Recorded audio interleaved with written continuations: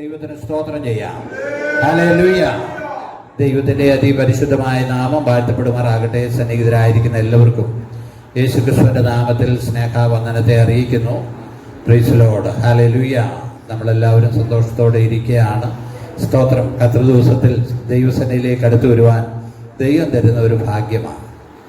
ദൈവത്തെ നാം ആരാധിപ്പാൻ കടന്നു വരിക എന്ന് പറയുന്നത് ദൈവം തരുന്ന ഒരു ഭാഗ്യമാണ്.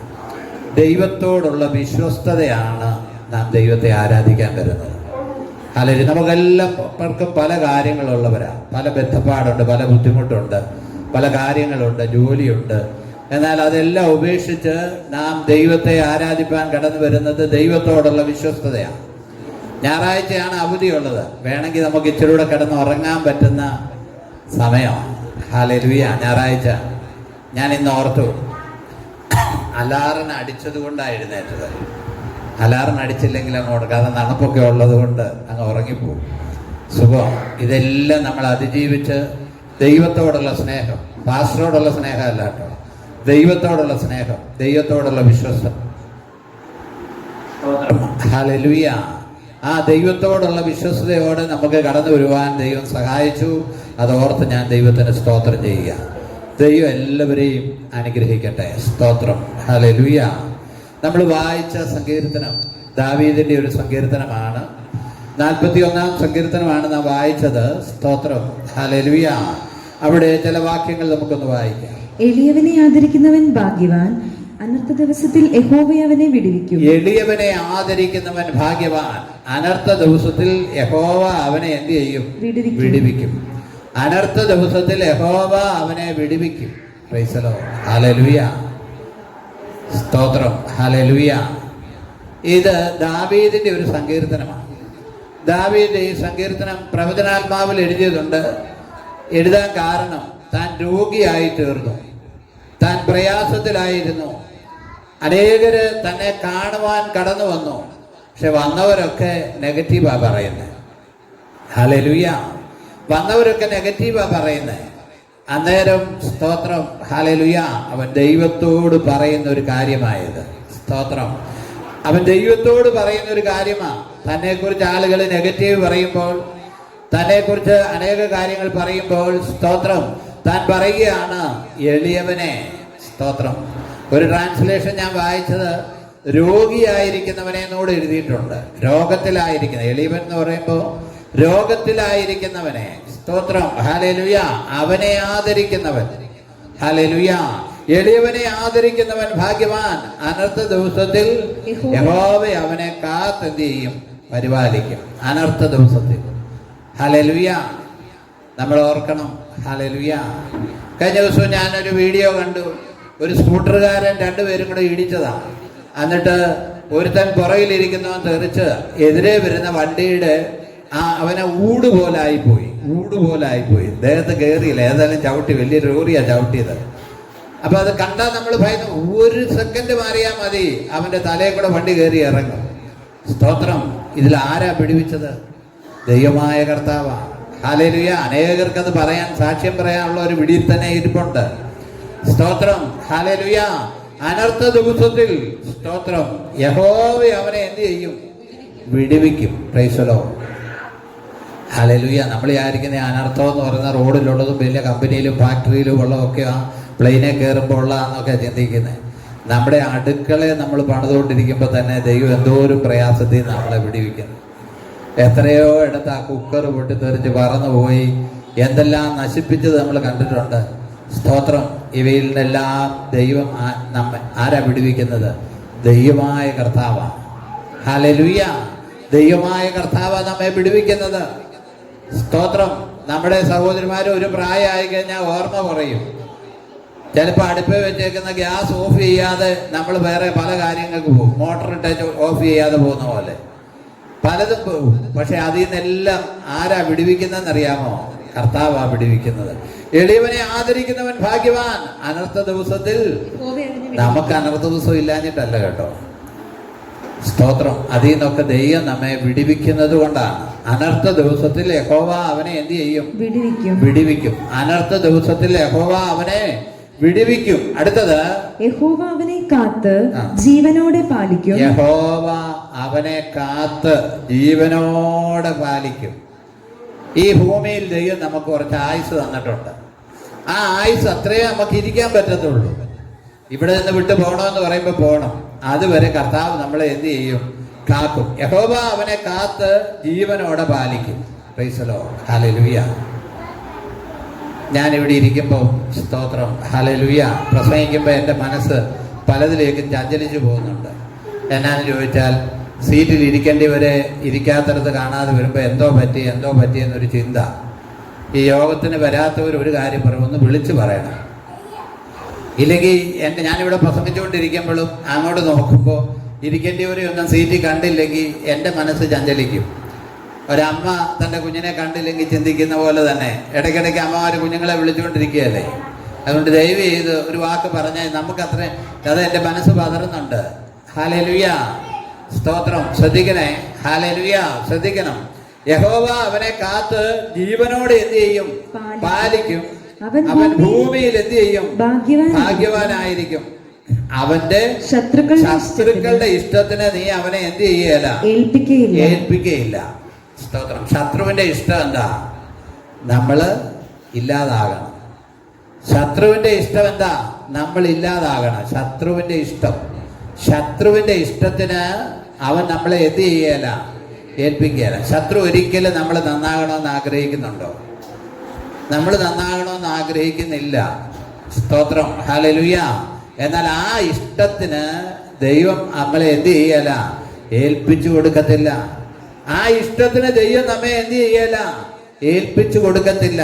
സ്തോത്രം. അടുത്തത് അവൻ പറയുകയാണ്, യഹോവ അവനെ രോഗശയ്യയിൽ താങ്ങും. യഹോവ അവനെ രോഗശയ്യയിൽ താങ്ങും. നമ്മുടെ പലർക്കും സുഖമില്ലാതിരിക്കുന്നവരുണ്ട്. ഹല്ലേലൂയ. പുഷ്പശുശ്രൂഷ തീരെ സുഖമില്ലാതിരിക്കുക. സ്തോത്രം. രോഗശയ്യയിൽ താങ്ങുന്നതാരാ?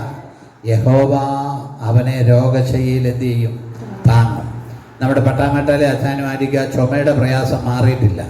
അതിന്റെ ബുദ്ധിമുട്ട് അവർക്കുണ്ട്. സ്തോത്രം. ആരാ സഹായിക്കാൻ കഴിയുന്നത്? യഹോവ അവനെ രോഗശയ്യയിൽ താങ്ങും. ദീനത്തിൽ നീ അവന്റെ കിടക്ക എല്ലാം എന്ത് ചെയ്യും? മാറ്റിവിരിക്കുന്നു. ആ ദീനത്തിൽ കിടക്കുന്ന ഒരു കിടക്കയുണ്ട്, ആ കിടക്ക മാറ്റും. Price the Lord. നമ്മൾ പനിയൊക്കെ പിടിച്ച് ചുരുണ്ട് കിടന്ന ആ പനി കഴിഞ്ഞ് കഴിയുമ്പോഴത്തേക്ക് നമ്മൾ ആ ബെഡ്ഷീറ്റും എല്ലാം എടുത്ത് മാറ്റി, സ്തോത്രം, ദീനത്തിൽ നീ അവന്റെ കിടക്കയെല്ലാം എന്ത് ചെയ്യും? മാറ്റി വിരിക്കും. ഹല്ലേലൂയ. 4-ാം വാക്യം, യഹോവേ എന്നോട് കൃപ തോന്നി എന്നെ സൗഖ്യമാക്കണമേ. സ്തോത്രം, ഹല്ലേലൂയ. ഇത്രയും പറയുന്നതിന്റെ കാര്യം എന്നാണെന്നറിയാവോ? ഇത് എഴുതിയേക്കുന്ന ആ ഓർഡർ അനുസരിച്ചല്ല എഴുതിയേക്കുന്നത്. കാണാൻ വന്നവരൊക്കെ കപടവാക്ക് പറയുക.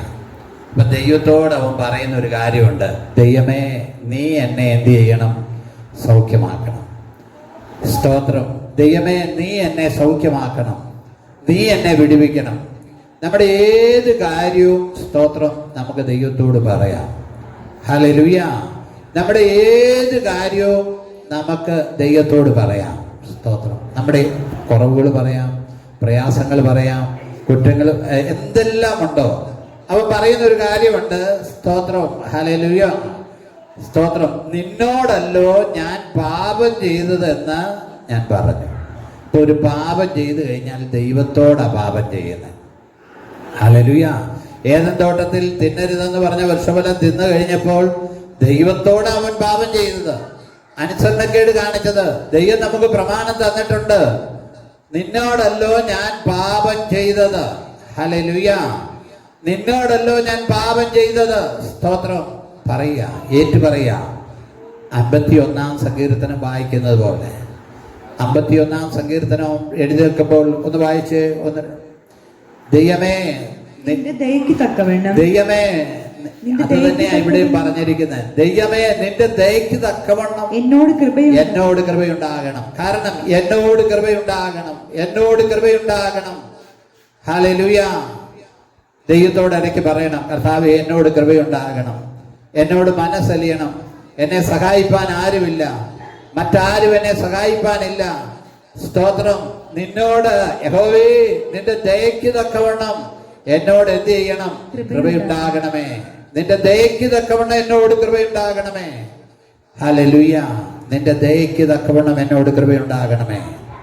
ഹല്ലേലൂയ. ദൈവത്തിൻ്റെ ദയ വലുതാ കേട്ടോ. പ്രിയമുള്ളവരെ, നിങ്ങൾ ശ്രദ്ധിക്കണേ, ദൈവത്തിൻ്റെ ദയ ഉള്ളത് കൊണ്ട് മാത്രം നമ്മൾ ജീവിച്ചിരിക്കുന്നത്. നമ്മൾ കാണിക്കുന്ന എന്തോ ഒരു അനുസരണക്കേടാ കാണിക്കുന്നത് അറിയാം. ഹല്ലേലൂയ. നമ്മൾ കാണിക്കുന്ന എത്ര അനുസരണക്കേടാ. ദൈവത്തോട് നന്ദിയില്ലായ്മ നമ്മൾ എന്തോ ഒരു കാര്യമുണ്ട്. ഹല്ലേലൂയ. നമുക്കെല്ലാം ഭയങ്കര തിരക്കാ, എന്തോ നേടാനുള്ള തിരക്കാ. ഹല്ലേലൂയ.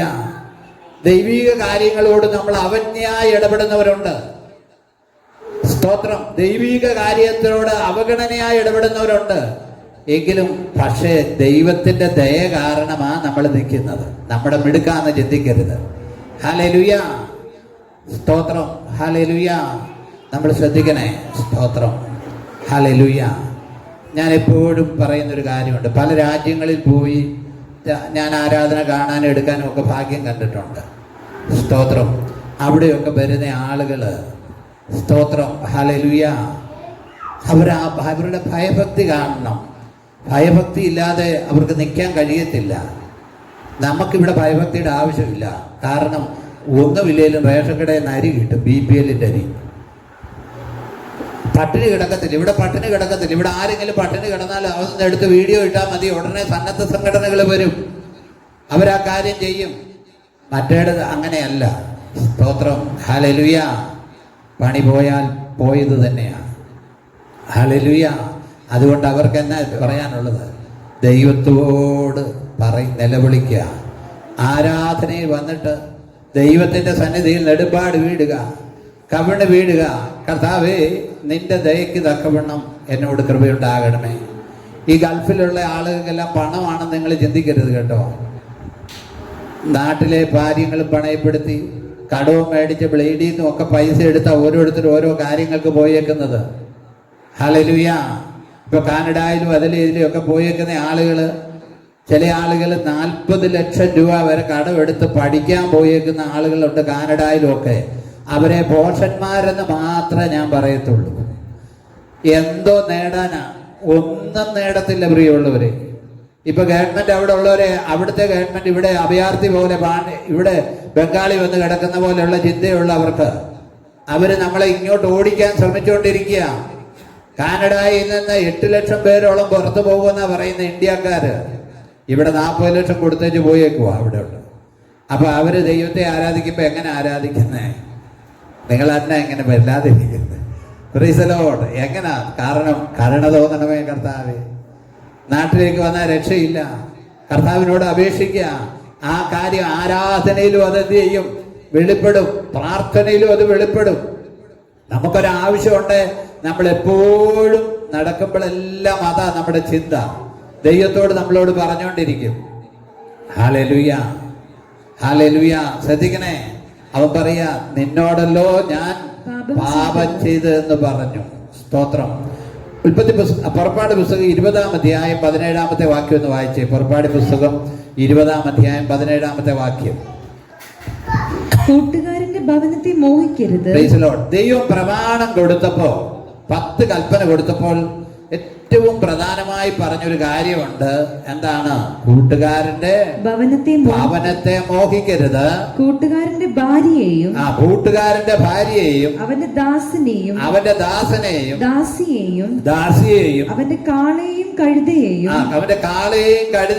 കൂട്ടുകാരനുള്ള യാതൊന്നിനെയും മോഹിക്കരുത്. കൂട്ടുകാരനുള്ള യാതൊന്നിനെയും എന്ത് ചെയ്യരുത്? മോഹിക്കരുത്. ഇതെല്ലാം ദാവീദ് എന്ത് ചെയ്തു? തെറ്റിച്ചു. ഇത് തെറ്റിച്ചു. അതുകൊണ്ടാണ് അവൻ പറഞ്ഞത്, ഞാൻ നിന്നോടല്ലോ പാപം ചെയ്ത്, ഞാൻ പാപം ചെയ്ത് എന്ന് അവൻ പറഞ്ഞു. സ്തോത്രം. ഹല്ലേലൂയ. ദൈവത്തോട് നമുക്കൊരു കുറവുണ്ടെങ്കിൽ അങ്ങ് പറയാം കേട്ടോ. ഹല്ലേലൂയ. പിന്നെ പാപം ചെയ്യരുത്. ഹല്ലേലൂയ.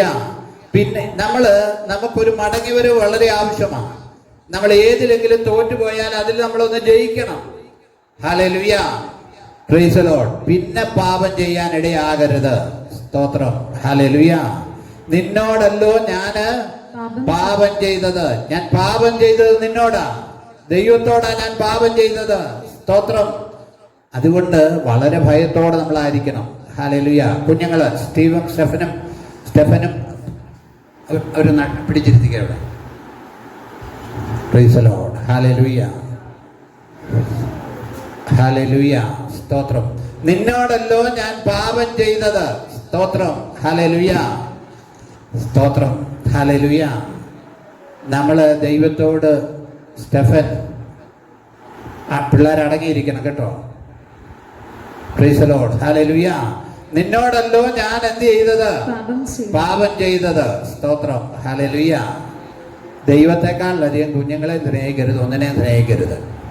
സ്തോത്രം. ഞാൻ മക്കളെ വളർത്തി, പക്ഷെ കൊച്ചുമക്കളെ അടിക്കരുതല്ലോ എന്ന് ഓർത്തിട്ടാണ് പ്രശ്നം. നമുക്ക് നല്ല പ്രാഗൽഭ്യമുണ്ട്. നമ്മുടെ കുഞ്ഞുങ്ങളെ ദൈവഭയം ഉണ്ടെങ്കിൽ ഹല്ലേലൂയ നമ്മൾ ആ രീതിയിലേ വളരുള്ളൂ. ഇടയ്ക്ക് ഒരു പൊട്ടീര് കൊടുക്കാത്ത കുഞ്ഞുങ്ങളെ കൊണ്ട് ഒന്നും അനുഭവിക്കത്തില്ല കേട്ടോ. അത് കൃത്യമായ കാര്യമാണ്. ഹല്ലേലൂയ. ഞാൻ എന്നെ അങ്ങനെ പറയുന്നതെന്ന് ചോദിക്കും. ഇടയ്ക്ക് നല്ല ചുട്ടയടി കുഞ്ഞുങ്ങൾക്ക് കൊടുക്കാമെങ്കിലുണ്ടല്ലോ, സഭായോഗത്തിലാണേലും അല്ലാതെ ആണേലും അടങ്ങിയിരിക്കും. സ്തോത്രം. ഞാൻ പറയുമ്പോൾ ഒന്നും തോന്നരുത്. നമ്മുടെ ഗായോസ് ഇവിടെ വളർന്നതാ. അവനുണ്ടായ അന്ന് മുതൽ ഞാൻ അവനെ കാണുന്ന ഈ സഭായോഗത്തിലോ ഇവിടെ വന്ന് ഒരു കാര്യവും അവന് ഇതുവരെ ഒരു ഇറിറ്റേഷൻ അവൻ ഉണ്ടാക്കിയിട്ടില്ല. I appreciate you guys. Hallelujah. കാരണം ഇതുവരെ നമ്മൾ ആ കാര്യം ശ്രദ്ധിക്കണം. ഹല്ലേലൂയ.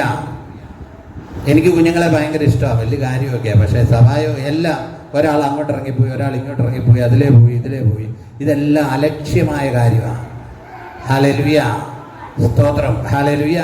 ഇതൊക്കെ ദൈവത്തോട് ഏറ്റു പറയണം. ഹല്ലേലൂയ, സ്തോത്രം. നിന്നോടല്ലോ ഞാൻ പാപം ചെയ്തത്. ഹല്ലേലൂയ. ഇത് പറയുന്ന കൂട്ടത്തിൽ ഞാൻ പറയട്ടെ, ഈ കുഞ്ഞുങ്ങൾക്ക് ഈ 2 മണിക്കൂർ നേരത്തേക്ക് ബിസ്ക്കറ്റും അതും ഇതും ഒന്നും കൊണ്ടുവരരുത്. ദയവ് ഇത് പാല് നിങ്ങൾ കൊണ്ടുവരരുത്. അവർക്ക് അതുപോലെ ഇതാണെങ്കിൽ വെള്ളം കൊടുക്കുക. ഇതെല്ലാം അലക്ഷ്യമായ കാര്യമാണ്.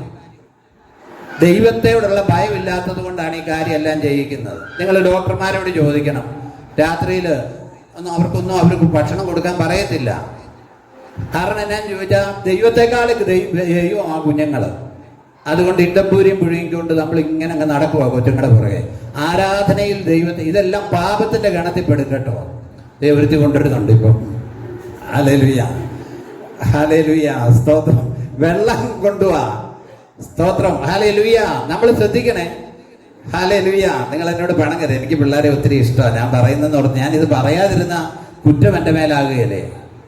കർത്താവ് എന്നെ നീക്കിക്കളയും. ഞാനിത് ചെയ്യാതെ നിങ്ങളെ സന്തോഷിപ്പിച്ചുകൊണ്ടിരുന്നു കഴിഞ്ഞാൽ നീ ഇനി അങ്ങനെ വാഴണ്ട എന്ന് പറയും ദൈവം. അതാണ് എനിക്ക് ആ കാര്യത്തിൽ ഭയം വേണ്ടേ. അതുകൊണ്ടല്ലാതെ എനിക്ക് പിള്ളേരെ ഭയങ്കര ഇഷ്ടമാണ്. ഞാൻ അവരോട് കളിക്കുന്നതാ, എനിക്ക് ഇഷ്ടമാണ്. സ്തോത്രം. ഹല്ലേലൂയ. ഒരു ഇഷ്ടക്കുറവുമില്ല. സ്തോത്രം. ഹല്ലേലൂയ. ഇതെല്ലാം നമ്മൾ ദൈവത്തോടുള്ള ആരാധന അലക്ഷ്യമാക്കുന്ന ഇടപാടാണ്. ഫോൺ വന്നാൽ തന്നെ അത് ഓഫ് ചെയ്ത് വെക്കണം. ഈ സഭായോഗത്തിനിടയിലെ വലിയ കച്ചവടമൊന്നും വേണ്ടെന്ന.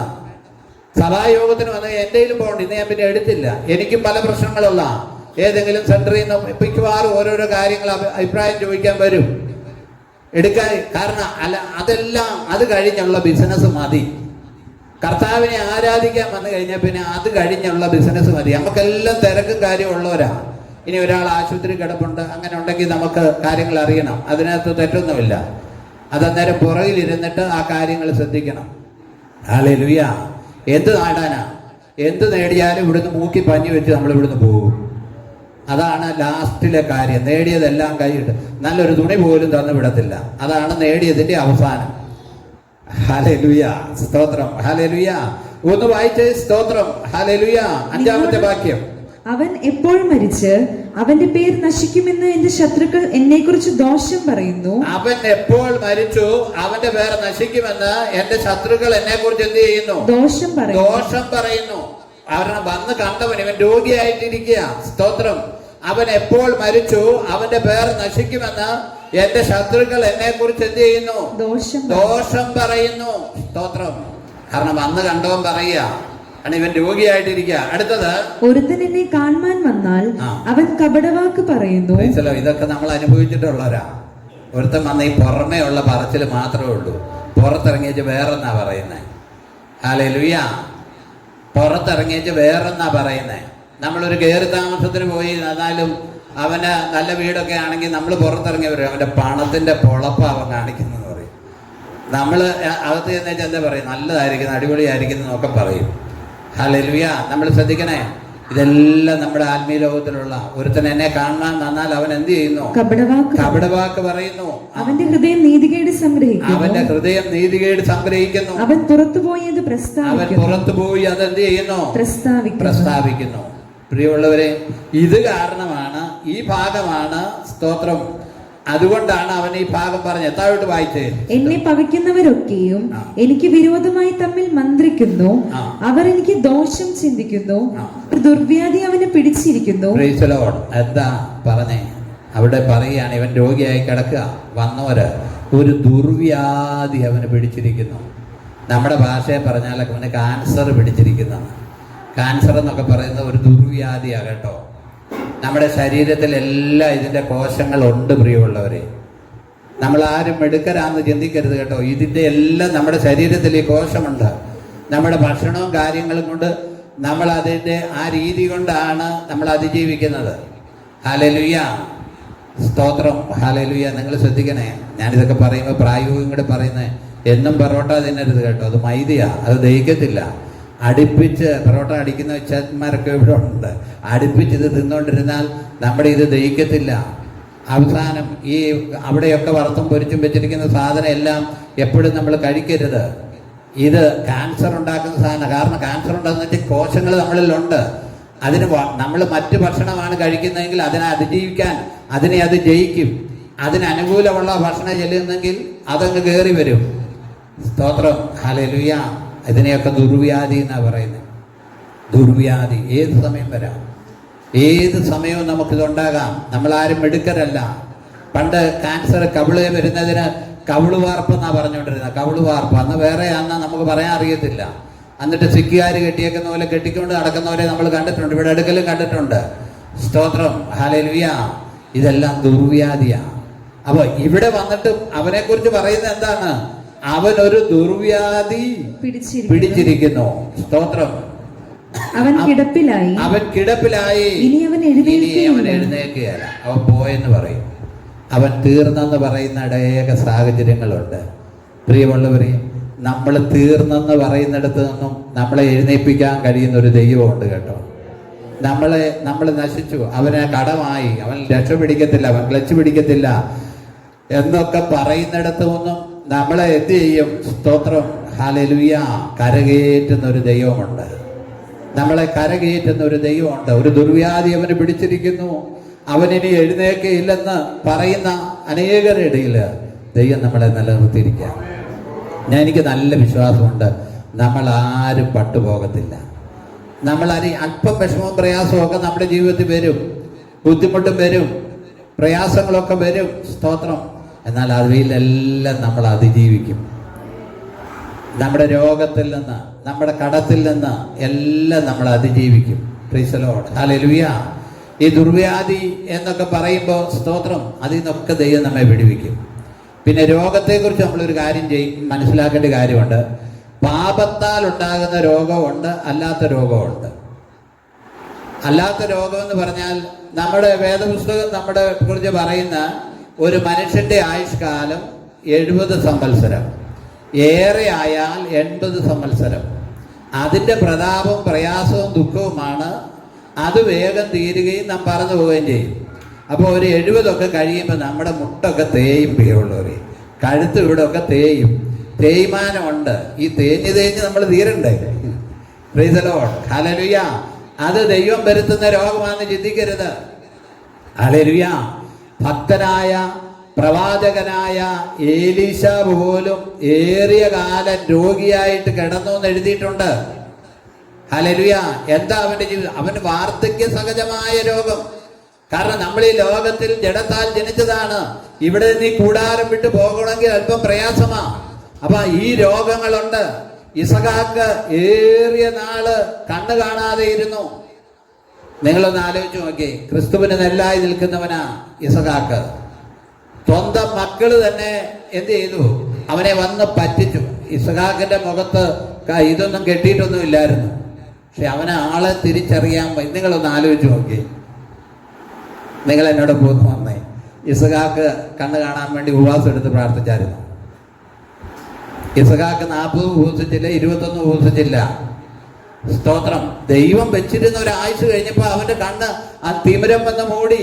ഞാൻ എൻ്റെ ഭാഷയിൽ പറഞ്ഞ കേട്ടോ, തിമിരം വന്നാൽ കാണത്തില്ല. അപ്പൊ ഇസഹാക്ക് വല്ലതും പറയുന്നുണ്ടോ? ഒരു പരാതിയില്ല. ഏലീശാരോ പിന്നെ മോശയ്ക്ക് ദൈവം ഒരു കൃപ കൊടുത്തായിരുന്നു.